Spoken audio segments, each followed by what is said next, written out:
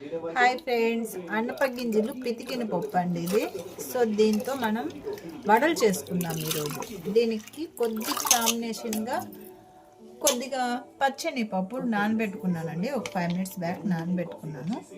Okay, మనం ఇంకా వడలు చేయడానికి ఇవన్నీ మిక్సీ పట్టుకోవాలి. మిక్సీ పట్టుకునేకి అల్లం, పచ్చిమిర్చి కూడా వేస్తున్నాను. మిక్సీ పట్టేసుకున్నాక తర్వాత వీడియో పెడతానండి. एक एक वीडियो एक एक मत कारू सोडा अंडी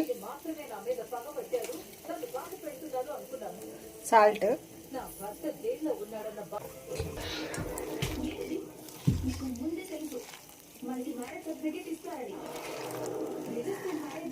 అన్నపకాయల వడలు అండి. ఇది ఎప్పుడు తినలేదు. అన్నపకాయ వడలు ముందు చేసి మా అమ్మకే పెట్టాలి.